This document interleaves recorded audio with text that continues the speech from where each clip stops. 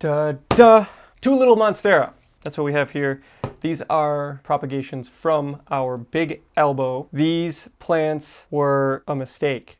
They were a science project. We weren't sure if they were going to make it. They were a last-ditch effort to save these little chonks here, and they did really well. We're very, very happy with them. We have actually 4 plants that we saved from these chonks. One of them is being given away in our Facebook group, Super Trellis Heroes. If you're not a member yet, go ahead and join that. Today we are going to pot these up a little bit. They are really, really, really getting thirsty. It's time for them to go up. We're going to put them on a trellis apiece. This one's going to get a trellis with a corner because we're growing pretty big.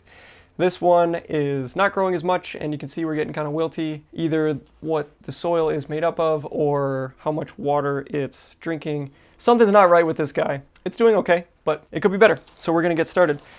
I'm gonna go with the more difficult one first because I like a challenge. Okay, we got a little dirt.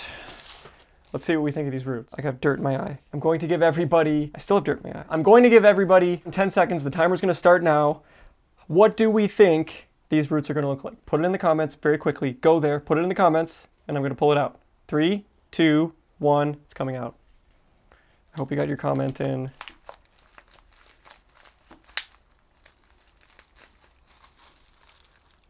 Perfect. Really good. Chef's kiss. Chef's kiss. Okay, my thought is that I want the trellis to be kind of in the front. What I know about how these plants grow working with the big one is that they always want to lean back. So I'm going to build something that's going to be 3 hexagons tall. So about a medium starter pack with a 4-corner kit would be what you would need to take this project on. And I'm going to probably build maybe 3 sides, but for today, we'll see how many we get through. For now, let's get the dirt in the pot. Roots in the dirt. I'm going to wait. I'm going to show you a trick. First thing is to assemble my trellis. So here is a trick. This is a hack. This will save you time, and this will give you a better trellis. Build your parts. Got this whole section ready to go. We're starting with the bases and 1 layer of hexagons. We got everything nice and tight. As you can see, I've got dirt in here, but about 1.5 inches to the top of the pot. I'm going to push the base in.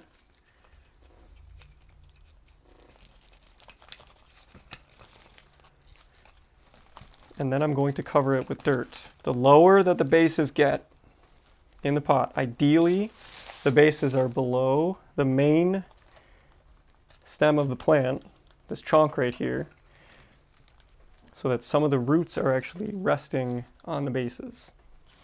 So as it sits right here, I can fill this in with more dirt, and now my trellis will be, for all intents and purposes, below the dirt. This is as stable as it gets.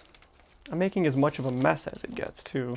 This is really important with Monstera. Right now this plant is little, but now that it's going to have more dirt, it's going to grow like crazy.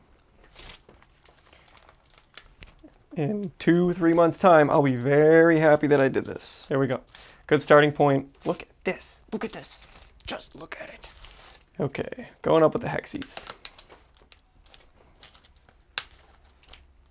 Something else to keep in mind. If you get dirt on the hexagons, they're going to be more difficult to put together. That's what I'm going through right now. That's what the crimp tool's for. Okay.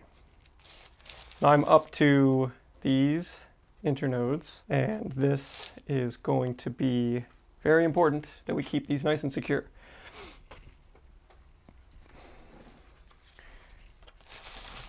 People always ask me, can I get these big leaves through this? Yes, you can. And this will be my last piece. Scratch that, still gonna be my last piece. But I'm going to capture this leaf as well.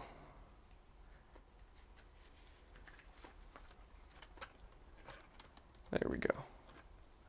I love this. I'm very happy with this. So if you wanted to build this, if you have a Monstera of this size, if you have any plant of this size, in about a 6-inch pot, you would need 1, 2, 3 corners, so a 4-corner kit, and 1, 2 hexagons and 2 bases. So a small starter pack would suffice. So a small starter pack and 3 corners would get you moving in this direction, and that's all it takes. Boom. There you go. Doesn't that look good? Doesn't this look good? Tell me. Does a Monstera always have to have a totem? Are we talking about Monstera Deliciosa? Then yes. Unless it's like this big, I would recommend putting your Monstera on a totem. At least like this. And if not for the plant right now, it would be for the plant in the future. These plants grow really fast, period. They grow so fast when they're in the right conditions that you can't even believe it. They also get very strong. They are, like if you've ever been around a horse, if you've ever ridden a horse, if you've ever hung out with horses, whatever, and you lean into a horse, if you lean into that horse, it's gonna lean back into you with the exact same force. You keep leaning, it's just gonna push you over.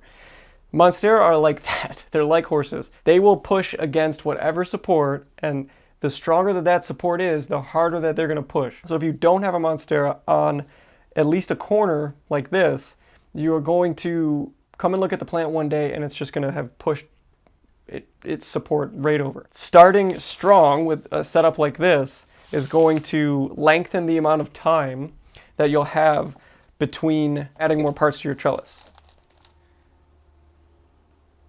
So this one, we're gonna do the same thing. I'm gonna start the timer right now. I'm going to have 10 seconds to comment down below what we think these roots are gonna look like. Are they going to be crazy or are they not going to be crazy? 3, 2, 1. Not that crazy.